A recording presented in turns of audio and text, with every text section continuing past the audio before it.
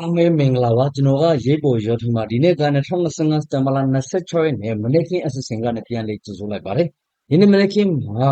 အယုံဆောင်တင်ဆက်ပေးခြင်းတဲ့သတင်းကတော့ကျွန်တော်သတင်းကောင်းတွေဖြစ်ပါတယ်ဒါကစကိုင်းတိုင်းကဝမ်းတို့မြို့မှာထွက်လာတဲ့စစ်တပ်စစ်ကြောင်းကိုတဲ့တော်လိုင်းတပ်တွေကတက်ခတ်မှာစစ်သား35ဦးကျော်တေဆုံးပြီး6ဦးအရှင်ဖမ်းမိထားပါတယ်ဆိုပြီးတော့တော်လိုင်းတပ်ဖွဲ့တွေစီကလည်းသိရပါတယ်ဒီချိန်မှာဆိုရှင်လက်နက် KN တွေများကလေးဒင်းစီရရှိပါတယ်လို့လည်းသိရပါတယ်ဒါကတော့စက်တင်ဘာလ3ရက်နေ့ကဝမ်းတို့မြို့မှာအကြမ်းဖက်စစ်သား50ဦးနဲ့လက်အောက်ခံရေးစေဦးစုစုပေါင်းအင်အား60ဦးပါဝင်သောစစ်ကြောင်းထွက်လာကြောင်းဆိုပါစစ်ကြောင်းကိုထောက်ကြံမထောက်ကြံထောက်ကြံဒါရွာအနေချက်ခွန်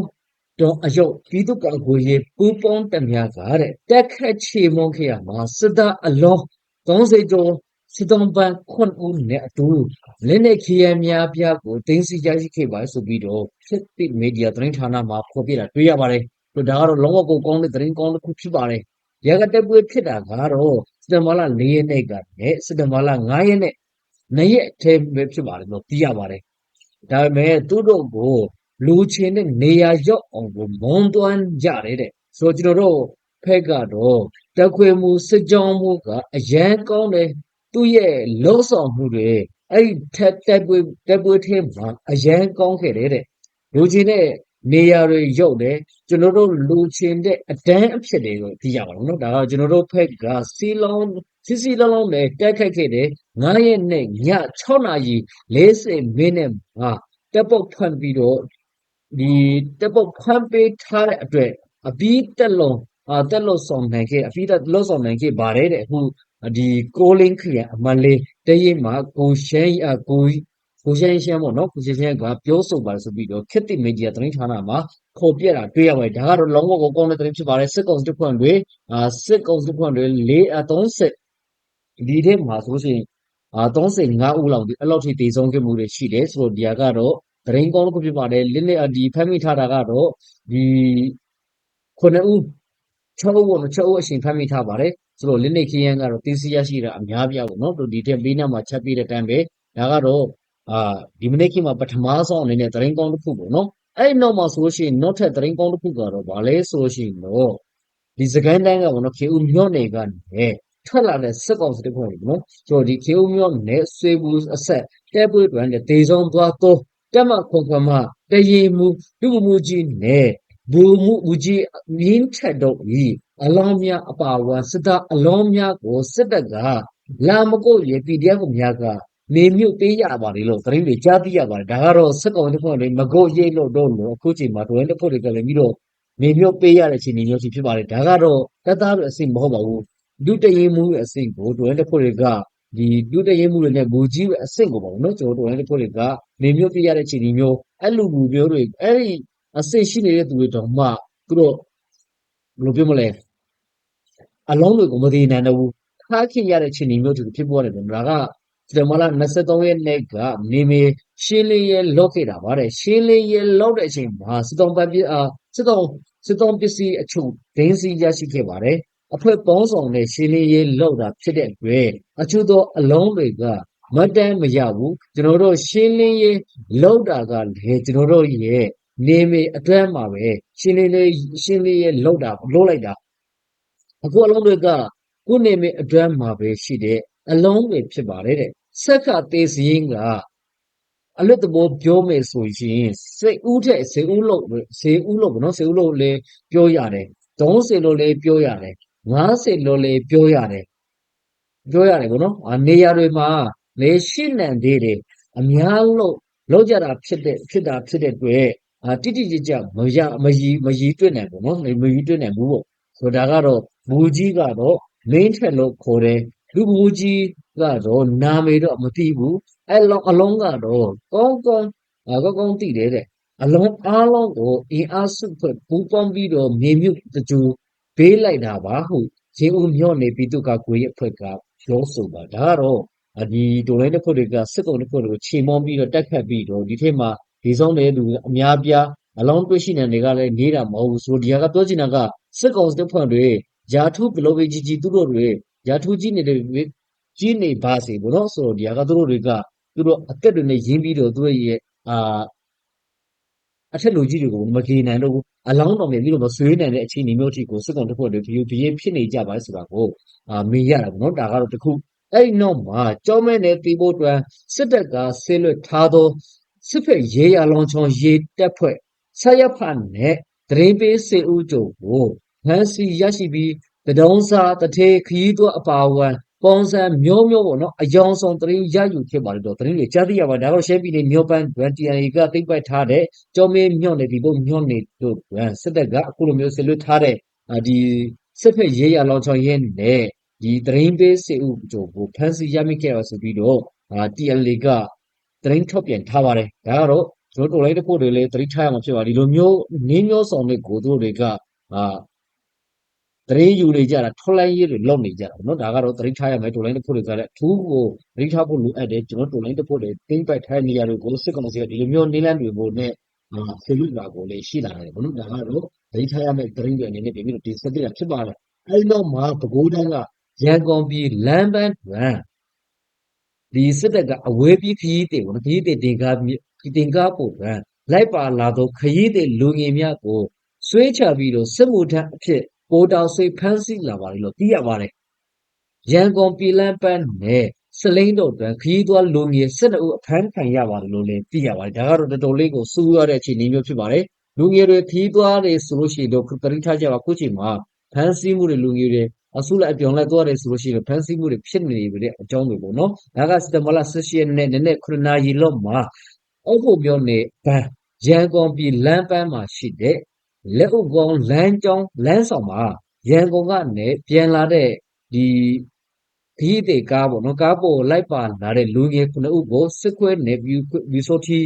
တွေကပေါ့နော်ဟိုတောင်စေဖမ်းဆီးသွားတာအဲ့ဒီစစ်ခွဲတွေကပေါ့နော်အဲ့ဒီစစ်ခွဲတွေကကဝဲစုရွာကပြည်သူ2ဦးကိုပါစစ်ပြီးတော့ဟိုတောင်စေဖမ်းဆီးသွားတယ်အောက်ဖို့မြို့နယ်ထဲမှာတပ်သားတွေဆွဆုံးတာကိုအေးမြတ်သားရရွာကနေပြီးဆိုတီတွေကတာဝန်ယူလော့ဆောင်နေတာဟုခရီးသွားပြည်သူများနဲ့ဒေသပြည်သူများကပြောဆိုပါတယ်တဲ့ဒါကတော့ဘေးရွာကလူငယ်တွေကိုဖမ်းသွားတာလေဆိုတာကတော့အတီးမပြုတ်နိုင်သေးဘူးတဲ့စလေးမြို့လက်ပံကန်လမ်းခွဲမှာနန်းထက်ပေါ့နော်နန်းထက်တော်သူကမန်လုံကားပေါ်ဒီလိုက်ပါလာတဲ့လူငယ်3ဦးကိုစစ်ခွေးကကားပေါ်ကနေဆွဲချပြီးကိုပိုတာဆွဲဖမ်းဆီးသွားတာပါဟုဒေသပြည်သူတို့ကပြောဆိုပါတယ်တဲ့ဒါကတော့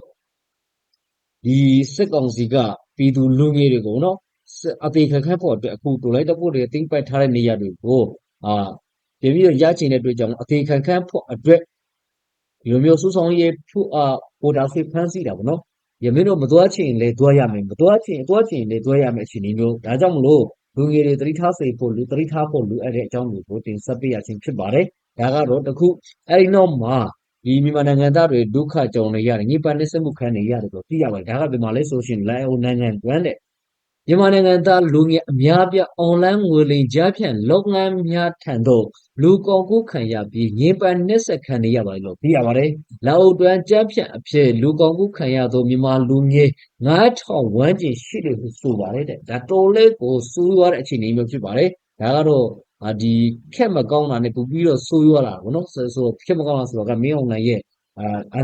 နာယူမှုကြောင့်ကျွန်တော်ပြည်သူတွေလူငယ်တွေကပေါ့နော်ဆိုတော့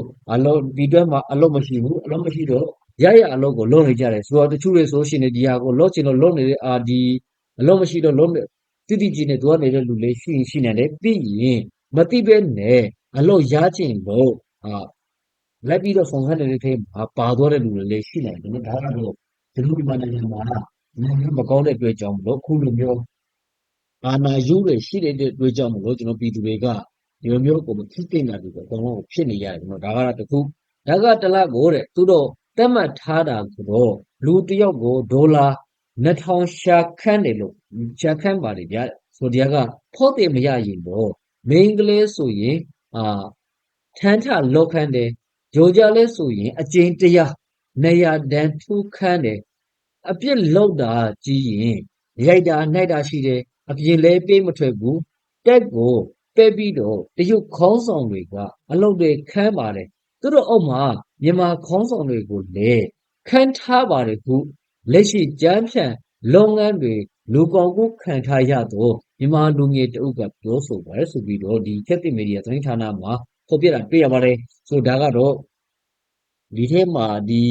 လာအိုဘက်မှာလည်းလာအိုဘက်တစ်ခုတည်းပဲမဟုတ်ဘူးကျွန်တော်မြန်မာနိုင်ငံပြည်တွင်းမှာဆိုရှင်အလုပ်လုပ်ရမယ်တရားကလုပ်လို့ရမယ်ဆိုပြီးတော့ဒီလုပ်ငန်းကအရန်လွေပါတယ်ဆိုပြီးတော့ပြောပြီးတော့ဟိုလိုမျိုးမသိဘဲနေရောက်နေတဲ့သူတွေနေမျိုးနဲ့ရောက်နေတဲ့သူတွေကအများပြရှိပါတယ်ဖမ်းဆီးခံရပြီးတော့ဒီဟာကသူတို့တွေရောက်နေတဲ့သူတွေလည်းရှိပါတယ်ပေါ့နော်ဒါကတော့ကျွန်တော်တို့ပြည်သူတွေသူများနိုင်ငံမှာလာအိုနိုင်ငံမှာပေါ့နော်ဆိုဒီဟာကဒုက္ခကြောင့်နေရတဲ့အကြောင်းတွေပေါ့နော်ဒါလည်းမြစ်စက်ခံထားရတယ်နိုင်ငံမကောင်းတဲ့အတွက်ကြောင့်အခုလိုမျိုးဖြစ်နေရတဲ့အကြောင်းတွေကိုပြန်ပြီးတော့တင်ဆက်ပေးရခြင်းဖြစ်ပါတယ်အဲဒီနောက်မှာမနေ့ကရုရှားရောက်မင်းအောင်လှိုင်ကတဲ့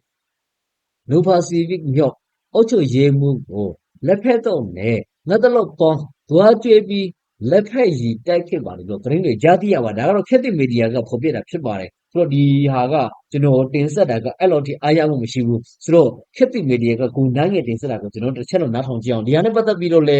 ဒီဘယ်သူလဲဆိုလို့ရှိရင်ပြောင်ကြီးကဗောနော်အားရပါရကိုဆိုထားပါတယ်ကျွန်တော်လည်းတူဆက်ပြီးတော့ကြည့်ရမှာဖြစ်ပါတယ်အရင်ဆုံးကိုနိုင်ငယ်တင်ဆက်တာကိုအရင်ဆုံးနားထောင်ကြည့်အောင်ပါကဲဒီမှာရုရှားရောက်အကြမ်းဖက်မင်းအွန်လိုင်းက Nova Civic မြို့အုပ်ချုပ်ရေးမှုကိုလက်ဖက်တုံနဲ့ငါတလောက်ပေါင်းတွားကြွေးပြီးလက်ဖက်ရည်ပါတွားတိုက်ခဲ့တဲ့အကြောင်းကိုစစ်တပ်ကပဲသတင်းထုတ်ပြန်လာပါတယ်ဒါကတော့စက်တင်ဘာလ24ရက်နေ့ဖြစ်တဲ့မနေ့ကပဲရုရှားနိုင်ငံမော်စကိုမြို့ကိုရောက်နေတဲ့အကြမ်းဖက်မင်းအွန်လိုင်းက Nova Civic မြို့မှာခရီးတစ်ထောက်အဖြစ်ခဏရပ်နားခဲ့တယ်ဆိုပါတယ်အဲ့ဒီအချိန်အကြမ်းဖက်မင်းအွန်လိုင်းကအဲ့ Nova Civic မြို့အုပ်ချုပ်ရေးမှုကိုလက်ဖက်တုံနဲ့ငါတလောက်ပေါင်းတွားကြွေးပြီးလက်ဖက်ရည်ပါတွားတိုက်ခဲ့တဲ့အကြောင်းကိုစစ်တပ်ကပဲသတင်းထုတ်ပြန်လာတာပါအဲ့ဒီမြန်မာရိုးရအဆအဆလက်ဖက်တုပ်လက်ဖက်ရည်နဲ့အသင့်ချက်ပြုတ်လာတဲ့ငါတလောက်ပေါင်းတို့ကိုအကြမ်းဖက်မင်းအွန်လိုင်းကတဲခင်းဧည့်ခံတဲ့အချိန်မှာလေ Nova Civic Data အုပ်ချုပ်ရေးမှုနဲ့အဖွဲ့ဝင်တွေကမြင်းရင်ရှက်ရည်သုံးဆွဲခဲ့ကြတဲ့အကြောင်းနဲ့မင်းအွန်လိုင်းကိုယ်တိုင်မြန်မာရိုးရအစားတောက်ဖြစ်တဲ့အကြောင်းကိုပါရှင်းပြခဲ့တယ်ဆိုပြီးတော့စစ်တပ်ကသတင်းထုတ်ပြန်ထားပြန်ပါတယ်အကြမ်းဖက်မင်းအွန်လိုင်းကတော့လက်ရှိရုရှားနိုင်ငံမော်စကိုမြို့မှာစက်တင်ဘာလ25ရက်နေ့ကနေ28ရက်နေ့အထိပြုလုပ်မဲ့ကမ္ဘာအနုမျိုးသတင်းပတ်ဖိုရမ်အခမ်းအနားကိုတက်ဖို့တွားရောက်နေတာဖြစ်တယ်လို့လည်းသိရပါတယ်ခင်ဗျာကဲဆိုတော့ဒါကတော့ဒီမင်းအောင်လှိုင်ကပေါ့နော်ရုရှားမှာရောက်ပြီးတော့အခုလိုမျိုးမြန်မာအစားအစာတွေဆိုပြီးတော့ဒီငတ်တလောက်နဲ့လက်ဖက်တော့ဒီပေါ့နော်တွားပြီးတော့ကျွေးတာပေါ့ဒါကတော့နည်းနည်းအစ်စ်မီတော့ပြီမင်းအောင်လှိုင်တော်တော်လေးတော့အစ်စ်မီတော့ဘာလို့လဲဆိုရှင်တော့အရင်တော့ကတော့ဒီဝါခေါင်းဆောင်နော်ဝါခေါင်းဆောင်ကိုဘူတန်ပြုတ်ထားတဲ့ဒီဗာလဲစံပြုတ်ကိုတွားပြီးတော့တိုက်တယ်ဆိုတော့အခုဆိုလို့ရှိရင်တော့ရုရှားထိကိုတက်ပြီးတော့သူတို့ကိုတန်ချက်ထားကြိုတင်ချက်ထားတဲ့ငါတလုံးတွေနဲ့လက်ဖက်တော့တွေဒီလက်ဖက်ရည်တွေပါတိုက်ခဲ့ပါလေတဲ့ဆိုတော့သူကိုတန်ခွကျွေးတယ်သူတို့ဟာနဲ့သူတို့စားခိုင်းတာလားတော့မသိဘူးเนาะရှစ်ချင်တယ်ဆိုလို့ရှိရင်တော့သူကိုတန်ပဲခွကျွေးရမယ်အခြေအနေမျိုးထိရောက်နေတယ်ဘာလို့လဲဆိုလို့ရှိရင်မြောင်းလန်ကဘယ်သူကမှဖတ်မလို့တော့ရုရှားတို့တရုတ်တို့ကိုဖက်ပြီးတော့တိုက်ရတာပေါ့နော်ဒီလိုမျိုးအခြေအနေဖြစ်နေပါတယ်